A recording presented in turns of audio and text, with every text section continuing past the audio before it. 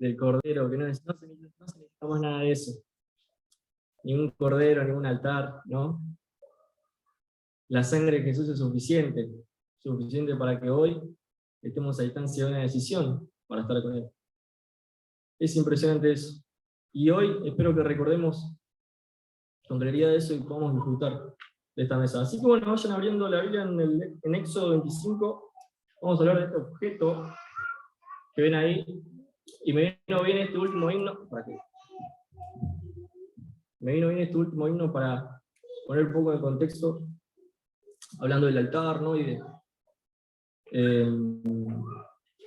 bueno, el himno, ¿cómo arrancaba? Diciendo, hablando del altar y que no se necesita más altar, hablando de un sacrificio diciendo que no necesita más ningún sacrificio, ¿no? Y como ustedes ya saben, en el Antiguo Testamento el Señor no se revelaba a las personas como ahora lo hace. Antes el Señor se comunicaba con su pueblo a través de ¿qué? De un tabernáculo, ¿no? De un tabernáculo de reunión que el Señor había detallado, ¿no? Su diseño. En ese tabernáculo estaba ese altar donde se ofrecían sacrificios, ¿no? Y en ese tabernáculo estaba dividido en dos partes, el lugar santo, el lugar santísimo, y en el lugar santo estaba este objeto, ¿no? Es un candelabro, como quieran llamarle, pero tiene una simbología especial. Este candelero nos habla del Señor Jesucristo. Este candelero habla del Señor y seguramente el Señor Jesús es algo de lo que le habló a los discípulos en el camino a Emaús, ¿no? Cuando se encontró con los discípulos, y dice la Biblia que el Señor Jesús le iba recorriendo desde la ley, los profetas, iba contándole todo lo que decían en la escritura de él, ¿no? O sea, Jesús le estaba dando un estudio bíblico a los discípulos, arrancando por Éxodo, por Génesis, ¿no? Por el Deuteronomio, por los Salmos, y contándole dónde aparecía Jesús, ¿no? En esas escrituras. Y es la verdad que en el Antiguo Testamento quizás muchas veces no entendemos lo que dice, pero ahí aparece Jesús. Por eso es bueno aprender a estudiar la Biblia, ¿no? Y espero que hoy pueda ser también un inicio, si los chicos nos dejan, para poder entender un poco más sobre este objeto. Bueno, así que vamos a empezar a leer Éxodo capítulo 25. En el versículo 31 dice lo siguiente, dice, en el versículo 31, harás además un candelero de oro puro, dice, labrado a martillo, será el candelero. Su pie, su caña, sus copas, sus manzanas y sus flores serán de lo mismo. Dice, saldrán 6 brazos de sus lados, 3 brazos del candelero a un lado y 3 brazos al otro lado. 3 copas en forma de flor de almendro en un brazo, una manzana y una flor, 3 copas en forma de flor de almendro en otro brazo, una manzana y una flor, haciendo los 6 brazos que salen del candelero. Y en la caña central del candelero, 4 copas en forma de flor de almendro, sus manzanas y sus flores. Habrá una manzana debajo de 2 brazos del mismo, otra manzana debajo de otros 2 brazos del mismo, y otra manzana debajo de otros 2 brazos del mismo. Así para los 6 brazos que salen del candelero. Sus manzanas y sus brazos serán de una pieza. Dice, todo ello, una pieza labrada a martillo de oro puro. A esto prestemos atención, lo que dice. Todo ello era una pieza labrada a martillo de oro puro. No era que era solo, o sea, arrancaba el artesano haciendo el candelero principal que está en el medio y después le iba agregando los brazos, no. Una sola pieza labrada a martillo. Dice, el 37, le hará 7 lamparillas las cuales se encenderán para que alumbren hacia adelante. Dice, también sus despabiladeras, sus platillos de oro puro. De un talento de oro fino lo harás con todos estos utensilios. Mira y hazlo conforme al modelo que te ha sido mostrado en el monte. Y hermanos, para arrancar, quería que empecemos a hablar un poco del simbolismo de esto. Y el oro puro, ¿no? El oro puro de que estaba hecho este candelero es figura de la divinidad del Señor Jesús, ¿no? De la divinidad 100% del Señor Jesús. Y como era el objeto, ¿no?, que alumbraba toda todo el lugar santo, cuando vamos al Nuevo Testamento y vamos a Juan 1, podemos ver de verdad el paralelismo, ¿no? ¿Por qué? Porque dice en Juan 1 que la luz vino al mundo, dice. Cuando leemos todo el capítulo 1, hablando de esta luz, dice que la luz vino al mundo estaba en tinieblas, ¿no?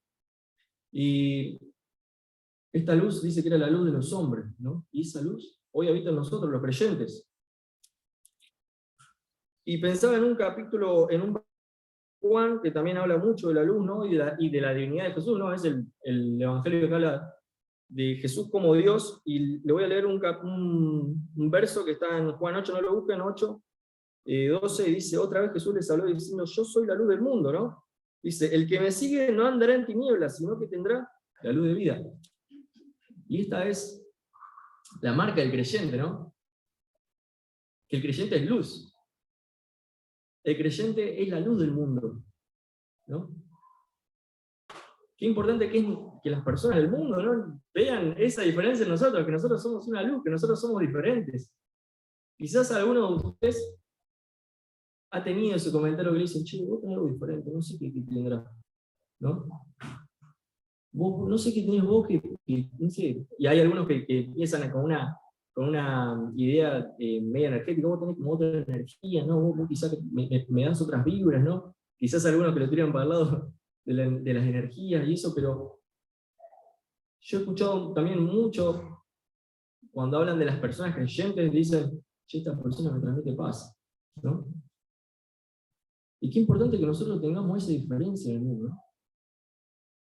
Que cuando todos estamos súper estresados por el día a día, que el trabajo, que los impuestos, que la cuota, que la inflación, que puedan ver en nosotros que no estamos afanados por todo eso y por el día a día, sino que estamos tranquilos y confiando en el Señor. Eso es un ejemplo, ¿no?, de ser luz. Pero que podamos entender esto, que somos luminares en el mundo. Y hablando de luminares en el mundo, le voy a leer un versículo de Filipenses que habla también de la luz, y dice lo siguiente, Filipenses capítulo 2, versículo 15, dice, para que seáis irreprensibles y sencillos, hijos de Dios sin mancha en medio de una generación maligna y perversa, en medio, dice lo siguiente, en medio de la cual resplandecéis como luminares en el mundo, dice. Pero quería enfatizar en las primeras dos palabras que habla Pablo, refiriéndose a los creyentes, dice que quiere que seamos irreprensibles y sencillos, ¿no? Y una persona irreprensible es esa persona a la cual no tenemos nada para decirle, nada para reprenderle, ¿no? Es esa persona a la que se puede decir que está impecable, hablando mal, pero es una persona a la cual vos la ves y no tenés nada que reprocharle, no tenemos nada para decirle, che, mirá, vos estás haciendo mal esto. Y así como tenemos que ser los creyentes, ¿no? Los creyentes, los hijos de Dios. Nuestra vida tiene que ser irreprensible, ¿no?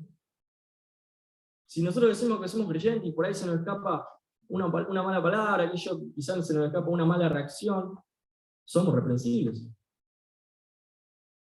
Porque quizás hay muchas personas que dicen ser creyentes y tenemos algo con que reprenderlos, ¿no? Porque dicen, o sea, nos pueden decir, che, vos sos creyente, pero mirá, hay veces que me contás algún chisme, hay veces que haces algún chiste medio feo, ¿no? Vos sos creyente, pero ¿cómo te puede quizá escuchar esta música? No sé, pero cada uno tiene que analizarse y ver si de verdad es reprensible o no, ¿no? Y que podemos ir camino a ser irreprensibles, ¿no? Que nosotros seamos íntegros, también habla la Biblia, hablando, cuando le habla a Job, ¿no? Que era una persona íntegra, no tenía nada para reprocharlo. Y dice sencillo, ¿no? Dice que sean irreprensibles y sencillos.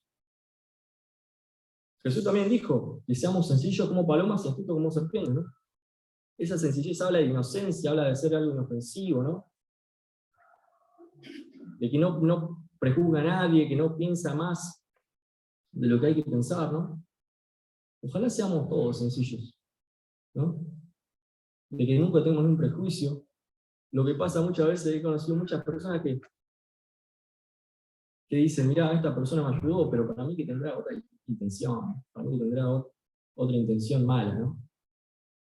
Y cuando me cuentan y me dicen, mira, esta persona me ayudó, pero yo digo, bueno, quizás te ayudó una buena persona, no sé, capaz que lo hizo de corazón. Y vos estás pensando de que quizás ahí tiene otras intenciones, ¿no? Y eso no es ser sencillo, es ser complicado, ¿no? Y ojalá todos podamos ser sencillos. Si vamos a seguir un poco y vamos a hablar del candelero, este objeto estaba lleno de aceite, que era lo que le permitía seguir ardiendo, ¿no? Tenía que estar siempre lleno de aceite. El aceite es una figura del Espíritu Santo, hermano. El Espíritu Santo que viene a nuestro corazón cuando nos convertimos. Tenemos que estar siempre llenos. O sea, estamos siempre llenos del Espíritu Santo, pero el Espíritu Santo tiene que tener fuerza en nosotros. Nosotros tenemos que alimentarlo, ¿no? Por eso esa es la figura cuando dice, sean llenos del Espíritu Santo. Dice, andad en el Espíritu, dice, y no satisfagáis los deseos de la carne. Porque andando en el Espíritu y no satisfaciendo los deseos de la carne, vamos a poder ser luz, vamos a poder resplandecer, ¿no? El creyente no puede resplandecer si no está lleno del Espíritu Santo. Y hablando de esto, también el candelero tenía una despabiladera, ¿no? Que eso se usaba, ¿para qué? Para cuando la mecha empezaba a dar más humo que luz, se usaba la despabiladera para arreglarla, ¿no? Y que empiece a dar más luz y menos humo, ¿no? Figura del Señor Jesús, que siempre nos está arreglando, que siempre está atendiendo a nosotros, que siempre es nuestro consuelo, nuestro refugio, ¿no? Y también había un platillo, ¿no? Un platillo de oro, que cuando una mecha se quemaba por completo, se iba a ese platillo de oro, ¿no? No se tiraba a la basura, ¿no? Símbolo de que el Señor Jesús toma en cuenta nuestro servicio. Pero hermano, para terminar y para poder centrarnos más a lo que hoy nos compete, la reunión, en el vino y en el pan, algo que quería recalcar era que lo dije al principio, que esto era una pieza labrada a martillo. O sea, era una sola pieza y era un trabajo súper delicado porque no era que se hacía primero la parte del medio y después se le ponían los brazos, sino que era una sola pieza a la que se le tiene que labrar los brazos, y es una pieza súper súper complicada, ¿no? Pero ese martillo, hermanos, es símbolo del martillo de Dios en Jesús. Cuando Jesús moría en la cruz estaba siendo martillado por Dios. Cuando ese martillo tendría que haber sido nuestro. Y como ven, esta pieza perfecta, labrada a martillo, también fue perfecto el sacrificio de Jesús. Para que hoy no se necesite más ningún cordero, ningún altar, no necesite más ningún ritual. El sacrificio justo de Jesús y perfecto de Jesús es suficiente. Y para terminar, bueno, las puntas, ¿no? de las lámparas. Bueno, esa no es la mejor, digamos, no es la mejor imagen que encontré. En realidad tiene más detalles el candelero, pero era de flor de almendro, ¿no? La flor de almendro es la que reverdeció en la Aarón cuando tuvo la aprobación de Dios, ¿no? Y esa flor de almendro que floreció es símbolo de la resurrección de Jesús, hermanos. Jesús resucitó, ¿no? Y acá podemos ver a Cristo en este candelero. Y así con un montón de objetos del tabernáculo y con muchas historias en el Antiguo Testamento. Pero pensando en ese martillo que fue sobre el Señor Jesús, ojalá en este momento podamos pensar en ese sacrificio que brote de nosotros la gratitud. La gratitud porque ese martillo no fue sobre nosotros, fue sobre el Señor Jesús. Y la gratitud porque resucitó. Y cada vez que predicamos el Evangelio decimos que hay dos problemas resueltos: tu pecado, y ahora que Jesús resucitó puede tener una relación con nosotros. Y en este momento se quiere relacionar con nosotros. Espero que podamos tener un tiempo de gratitud a tomar la cena y entender el sacrificio, lo que costó ese martillo del Señor, ese martillo de Dios que cayó en Jesús. Y vamos a entenderlo, hermanos, y agradecer. Agradecer y seguir cantando. Es lo único que vamos a hacer. Esa gratitud es la que te permite servirlo al Señor. Esa gratitud es la que nos guía a vivir una vida santa, una vida irreprensible, una vida sencilla. Es esa gratitud que nos da la fuerza para seguir. No es el compromiso, no es la disciplina. La gratitud en lo que Jesús hizo en la cruz, la llenura del Espíritu Santo es lo que nos va a permitir seguir la vida cristiana. Hasta que Él venga. Hasta que Él venga. Amén.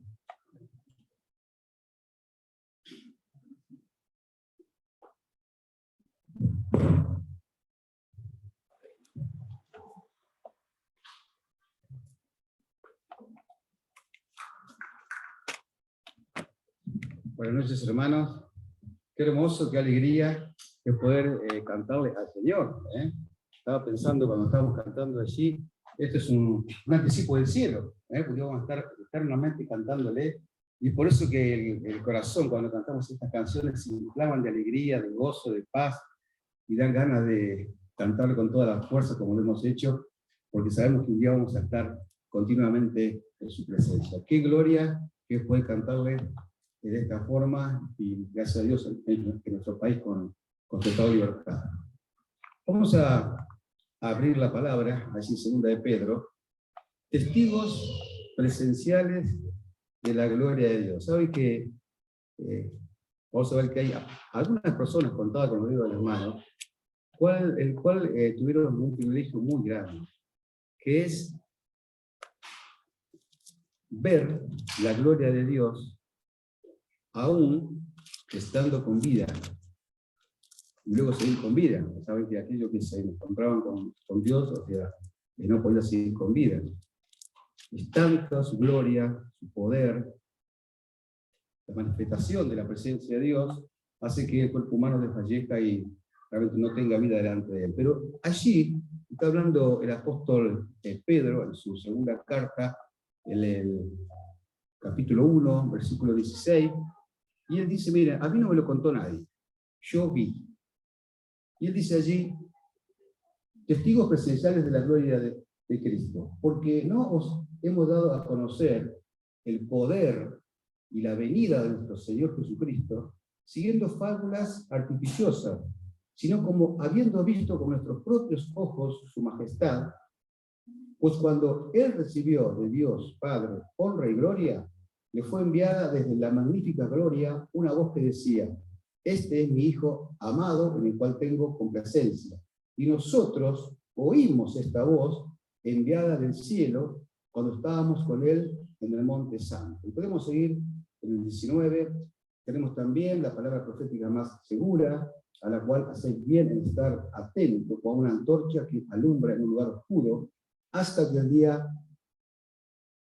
esclarezca y el lucero de la mañana salga en vuestros corazones.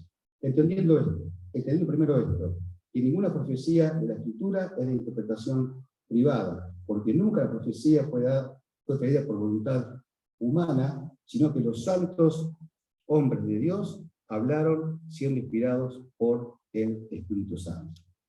Allí fíjense que el apóstol Pedro está dando testimonio, diciendo, miren, a mí nadie me lo contó. Fue una experiencia que junto con Juan, con Jacobo, ellos estuvieron allí en el monte de la transfiguración.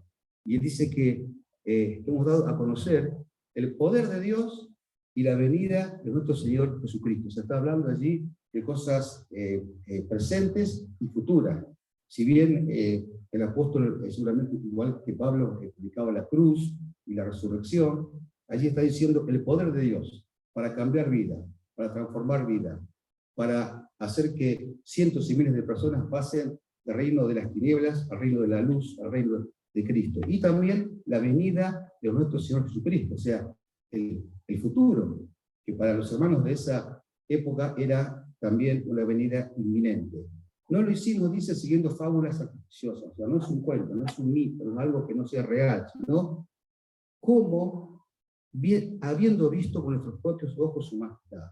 De ahí ese cómo no es como uno dice, bueno, yo conozco las cataratas y leí tanto que es como si hubiera ido. No está diciendo que es algo parecido, dice, no, nosotros dice, porque hemos visto, o sea, lo afirma, nosotros hemos visto con nuestros propios ojos su majestad. Y realmente es tan sorprendente que la gloria de Dios se manifiesta a simples mortales, y sabemos que la palabra dice que la fe es la certeza de lo que se espera y la convicción de lo que no se ve. Dios se agrada del corazón que tiene fe. Andamos por fe y no por vista, porque dice que aquello que vemos no es fe. Pero si tenemos fe, en esperanza, aguardamos la completa redención de nuestro ser. Entonces, si bien la fe, ¿cierto?, es importante, hubo hombres, muy pocos de la Biblia, como Moisés, como Josué, como Daniel, también Isaías, Salomón, Juan, Pablo, el mismo Pedro, entre otros, también Gedeón, que tuvieron una revelación de la gloria de Dios. Se apareció allí un mensajero que puede ser un ángel, o también puede ser lo que se llama una cristofanía, o sea, una aparición de Cristo preencarnado, o sea, antes de la encarnación. Vamos a ver, ¿cómo reaccionaron? Vamos a verlo desde dos puntos de vista. ¿Cómo reaccionaron esas personas que tuvieron este privilegio de poder ver cara a cara a un ser celestial que le habla, a ver la gloria de Dios? ¿Cómo ellos reaccionaron? Y luego también vamos a ver cuál es el propósito de Dios. ¿Por qué Dios se manifestó a esas personas de esa forma? Vamos a ver, en primer lugar, imagínense que nos pasa eso. Estamos en nuestras casas, en nuestra habitación, y de pronto vemos el cielo abierto, se ilumina todo, y vemos allí a un ser angelical, con su rostro como la luz del sol al mediodía, y sentimos una voz que es poderosa, como un estruendo de muchas aguas, que allí nos está hablando. Obvio que la primera reacción es con mucho asombro, con mucho temor, porque no estamos acostumbrados a eso. Vamos a ver unos ejemplos simplemente, por ejemplo, en Éxodo, vamos a ver allí, bueno, primero vamos a ver en Mateo, porque allí la referencia al pasaje que leímos está con respecto a el monte de la transfiguración. Y allí, en Mateo 17, versículo 1, está contando allí la palabra de Dios, y 6 días después de que Jesús allí anunciara su muerte y también de la confesión de Pedro, dice: Jesús tomó a Pedro, a Jacobo y a Juan su hermano, los llevó aparte en monte alto, y se transfiguró delante de ellos, se mostró su gloria, y resplandeció su rostro como el sol. Imagínense allí, Jesús que estaba allí con ellos, su rostro de pronto se iluminó como el sol, y sus vestidos se hicieron blancos como la luz.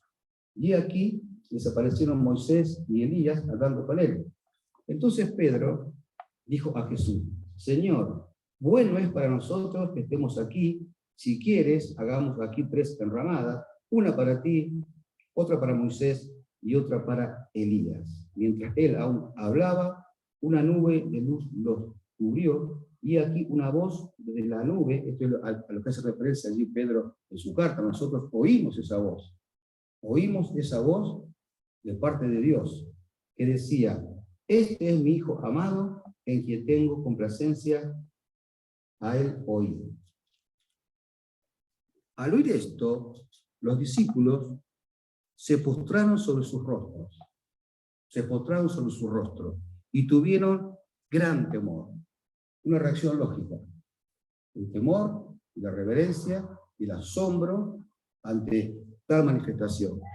Entonces Jesús se acercó, los tocó y dijo: levántense y no teman. Y alzando ellos los ojos, a nadie vieron sino a Jesús solo. No solamente Pedro tuvo una manifestación allí de la gloria de Dios, sino también, allí se me acompañan en Éxodo, en el capítulo 3, allí podemos ver que también Moisés, cuando estaba allí viendo esa zarza que no se consumía, y él también, ante ese espectáculo, dice que le llamó la atención, fue allí caminando y se encontró con esto que le causó también temor. Dice Éxodo 3, 1-6. Apacentando Moisés las ovejas de Yetro, su suegro, sacerdote de Madián, llevó las ovejas a través del desierto y llegó hasta Horeb, monte de Dios. Y se le apareció el ángel de Jehová en una llama de fuego en medio de una zarza. Y él miró y vio que la zarza ardía en fuego y la zarza no se consumía, Entonces Moisés dijo, iré yo ahora y veré esta gran división. ¿Por qué causa la zarza no se quema? Viendo Jehová que iba a ver, lo llamó Dios del medio de la zarza y dijo, Moisés, Moisés. Y él respondió, heme aquí. Y dijo, no te acerques, quita tu calzado de tus pies, porque el lugar en que tú estás, tierra santa es. Y dijo, yo soy el Dios de tu padre, Dios de Abraham, Dios de Isaac y Dios de Jacob. Entonces Moisés cubrió su rostro porque tuvo miedo de mirar a Dios. Puedo ver que la primera reacción es de miedo, es de asombro, es de espanto. Otro caso, allí en Daniel, en el capítulo 10. Allí también este santo varón de Dios tuvo una tremenda visión de la gloria de Dios. Y fíjense cómo él quedó prácticamente totalmente debilitado, así cayó al suelo. Daniel, en el capítulo 10, versículo 5 al 12. Y alcé mis ojos, está hablando allí Daniel, y miré, y aquí, un varón vestido de lino, y ceñidos sus lomos de oro de Ufaz. Su cuerpo era como de beridio, y su rostro parecía un relámpago, y sus ojos como antorchas de fuego, y sus brazos y sus pies como de color de bronce bruñido, y el sonido de sus palabras como el estruendo de una multitud. Dice allí también que solamente él vio esa visión, y dice en el versículo 8, quedé pues yo solo y vi esta gran visión, y no quedó fuerza en mí, antes mi fuerza se cambió en desfallecimiento, y no tuve vigor alguno. Pero oí el sonido de sus palabras, y al oír el sonido de sus palabras, caí sobre mi rostro en un profundo sueño, con mi rostro en tierra. Versículo 10. Y aquí una mano me tocó, e hizo que me pusiera sobre mis rodillas y sobre las palmas de mis manos. Y me dijo, Daniel, varón muy amado, está atento a las palabras que te hablaré, y ponte en pie, porque a ti he sido enviado ahora. Mientras hablaba esto conmigo, dice, me puse en pie temblando. Entonces me dijo, Daniel, no temas, porque desde el primer día que dispusiste a tu corazón a entender y a humillarte a la presencia de tu Dios, fueron oídas tus palabras, y a causa de tus palabras yo he venido. Sabemos que esta experiencia fue un común denominador tanto en Pedro, como en Moisés, como en Daniel, y también a Juan. Allí en Apocalipsis 1:12, Juan, que lo conoció al Señor mientras estaba allí en su ministerio en la tierra, y era el que apoyaba así su rostro sobre su pecho, pero aquí vio a un Jesús totalmente distinto, un Jesús lleno de gloria. Apocalipsis, así en el capítulo 1, versículo 12, dice, él escuchó una voz, en el 11 dice, yo soy el alfa y la omega, el primero y el último, y dice en el 12, y me volví para ver la voz que hablaba conmigo. Y vuelto, vi 7 candeleros de oro, y en medio de los 7 candeleros, a uno semejante al Hijo del Hombre, vestido de una ropa que llegaba hasta los pies, y ceñido por el pecho con un cinto de oro. Su cabeza y sus cabellos eran blancos como blanca lana, como nieve, sus ojos como llamas de fuego, y sus pies semejantes al bronce bruñido, y refulgente como un trono, y su voz como el estruendo de muchas aguas. Tenía en su diestra 7 estrellas, de su boca salía una espada aguda de 2 filos, y su rostro era como el sol cuando resplandece con su fuerza.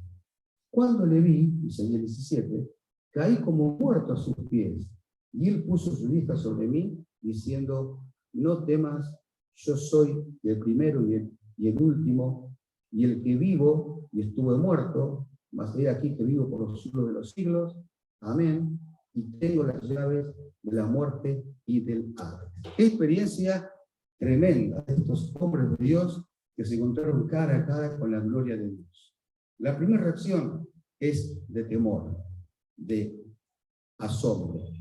La segunda reacción, allí en Isaías 6, es que cuando uno se encuentra con semejante visión, es, por contraste, se descubre la propia iniquidad. Entonces la segunda reacción es con convicción de pecado. Los pasajes tan conocidos allí donde Isaías, en el capítulo 6, que él ve la gloria de Dios, y ve allí el trono, y ve allí a los ángeles que se cubren su rostro, y que cantan, santo, santo, santo, una visión tremenda. Y allí en el versículo 5 del capítulo 6, dice, entonces dije cuando vi eso, ¡ay de mí, que soy muerto! ¿Por qué él tuvo esa reacción de cuando vio la gloria de Dios decir, yo aquí estoy muerto? Porque siendo hombre inmundo de labios y hablando en medio de pueblo que tiene labios inmundos, han visto mis ojos al Rey, Jehová de los ejércitos.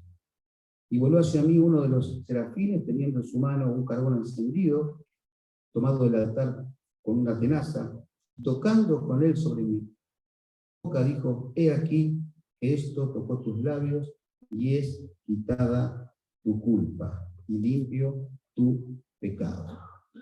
Qué hermosa figura de la obra de Cristo.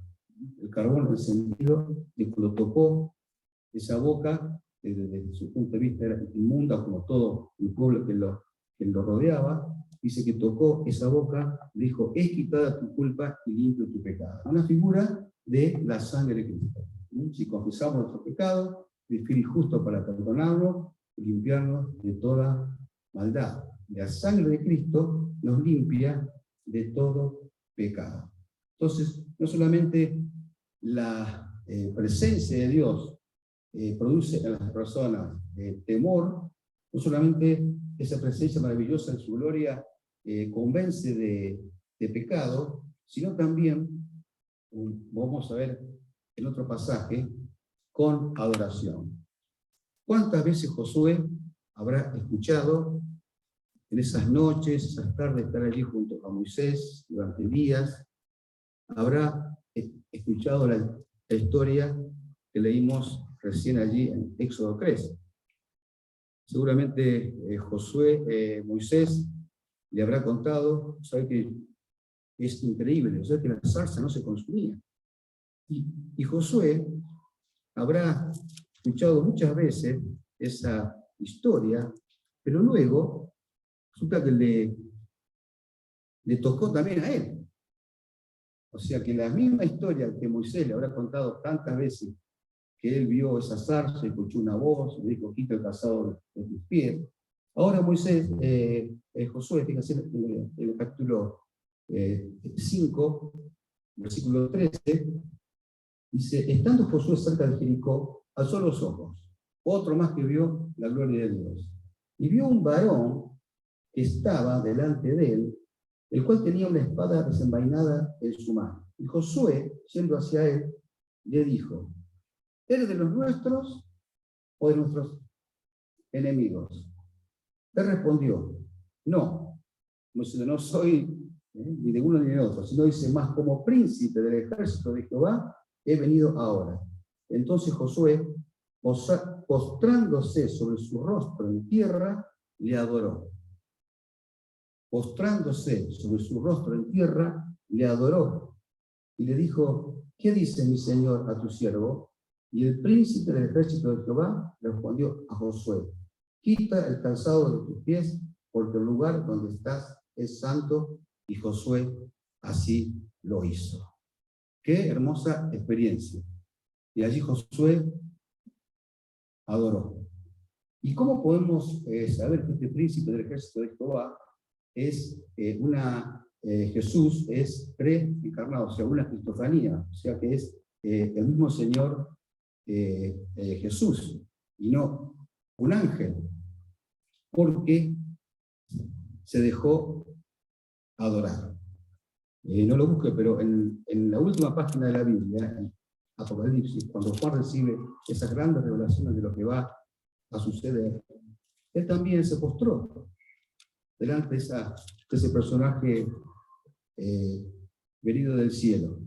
Pero fíjense allí, en Apocalipsis 22, versículo 8, dice que él cuando dice, yo Juan, soy el que oyó y vio estas cosas. Después que las hube oído y visto, me postré para adorar. Fíjense que hizo lo mismo que hizo Josué, con la visión de ese varón, el príncipe del ejército de Jehová. Juan también dice que se postró para adorar a los pies del ángel que me mostraba estas cosas. Pero fíjense que le dijo el ángel. Pero él me dijo, mira, no lo hagas. O sea, no te postres, no me adores. Cosa que con Josué no hubo esa respuesta. Dice, porque yo soy consiervo tuyo, de tus hermanos los profetas, y los que guardan las palabras de este libro. ¿Adora a quién? Adora a Dios. Adora a Dios. Entonces, vimos que la reacción de estos seres humanos, débiles, mortales, pecadores, ante la gloria de Dios, es de asombro, es de temor, hay una convicción de pecado ante la gloria de Dios y la santidad de Dios, y también con adoración. ¿Cuál es el propósito de Dios de manifestar su gloria a simples mortales? ¿Será que disfrutemos de decir como Pedro, Señor, qué bien que estamos aquí? Esto es un adelanto del cielo. ¿Será que estemos llenos de gozo, que ya nos da un adelanto de la gloria venidera que vamos a tener con Él?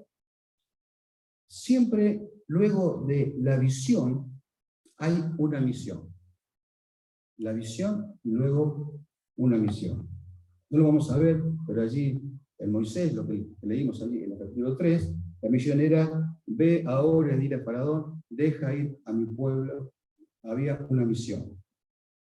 A Josué dijo, rodearéis la ciudad de Jericó y caerá. Que antes le había dicho, mira que te mando que te esfuerces, que seas valiente, no temas ni desmayes, porque Jehová tu Dios estará contigo donde quiera que tú vayas. Allí en Isaías hay una pregunta, el primero está en singular y después está en plural. Dice, ¿a quién enviaré? ¿Quién irá por nosotros? Dice primero singular y después plural. ¿A quién enviaré? ¿Y quién irá por nosotros? El Dios uno y trino. ¿Qué dijo Isaías? Heme aquí, Señor, envíame a mí. Y el Señor le da una misión. Juan allí, que vio a Jesús con su rostro como el sol al mediodía, ¿qué le dice el Señor? Escribe a las 7 iglesias. Y vamos a leer lo que dijo a Pablo. Allí está una lista. Moisés, Josué, Isaías, Juan, así en Hechos 26. A Pablo también. No es una aparición solamente con un fin para nuestro gozo, nuestra alegría. Es seguramente que es mucho mejor que la vida cotidiana. Por eso allí Pedro dice, Señor, qué bien que estemos aquí. Allí, en el Hechos 26, es la tercera vez que Pablo relata su conversión y también su contacto con la gloria de Cristo. Hechos 26, en el versículo 15, ahí es cuando él cae a tierra, está contando, dice, yo entonces, ¿quién es el Señor? Y el Señor dijo, yo soy Jesús, a quien tú persigues.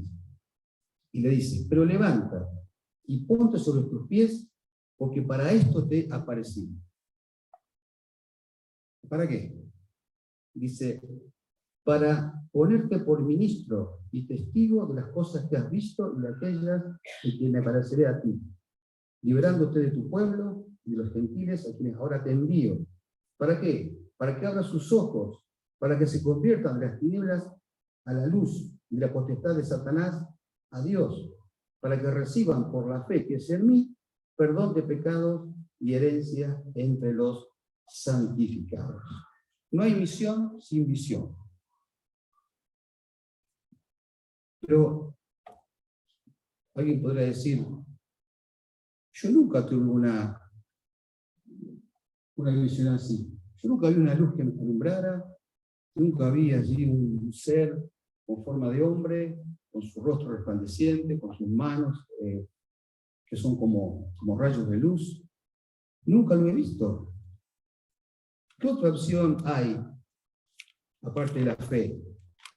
¿Cómo puedo participar de esa gloria? Bueno, recién tuvimos un adelanto cuando cantamos las alabanzas. Ahí sigo leyendo en 2 de Pedro, en el texto que leímos al comienzo, capítulo 1, versículo 19. Allí después que Pedro dice, bueno, nosotros hemos visto la gloria de Cristo y hemos escuchado esa voz del cielo. Pero también, tenemos también la palabra profética más segura, a la cual hacéis bien en estar atentos como una antorcha que alumbra el lugar oscuro. Esa antorcha que alumbra la palabra de Dios, la presencia de Dios, la gloria de Dios, y el lugar oscuro era nuestro corazón. Allí, cuando estábamos perdidos en el mundo, sin Dios, sin esperanza, sin fe, con tristeza, con miedo a la muerte, allí brilló la luz de Cristo. Hasta que el día esclarezca y el lucero de la mañana salga en vuestros corazones. Entendiendo primero esto, que ninguna profecía de la Escritura es de interpretación privada, porque nunca la profecía fue traída por voluntad humana, sino que los santos hombres de Dios hablaron siendo inspirados por el Espíritu Santo. No hace falta tener una experiencia extraordinaria como estos hombres que hemos visto. Tenemos la luz de la palabra de Dios. Y allí por eso tenemos la antorcha que alumbra el lugar oscuro. Y ante ella, por allí tenemos las mismas, esta palabra de Dios que nos alumbra, y produce el mismo efecto que una visión celestial. Nos asombra su gloria, tanto en la creación, como leíamos hoy el Salmo 8, como en la redención. Nos asombra la gloria de Dios, su obrar, su propósito, su amor, su perdón, su misericordia, su clemencia. El regalo que nos hizo con la vida eterna. También nos da un reverente temor. También nos convence de nuestro pecado y nos limpia, como leímos que en la palabra de Dios nos limpia, y la sangre de Cristo nos limpia de todo pecado. Nos impulsa a la adoración, nos permite disfrutar de su presencia, no está excluido de eso, no está excluido, nos permite disfrutar de su presencia como un adelanto del cielo, y nos da una misión, ir y predicar este evangelio a toda criatura. ¿Qué le dijo el Señor Jesús a Tomás? Dice, porque me has visto, Tomás, creíste, bienaventurados, felices, dichosos los que no vieron y creyeron. La pregunta para vos y para mí es, ¿tú crees sin ver? ¿Cuánta gente dice, oh, si yo viera la gloria de Dios, qué distinto sería, cómo creería, cómo cambiaría mi vida? Miren, no es garantía, no es garantía. Salomón, allí dice la palabra de Dios, al final de su vida, se apartó y rendió culto a los ídolos de sus mujeres, y dice la palabra de Dios. Y eso que Dios se le apareció 2 veces.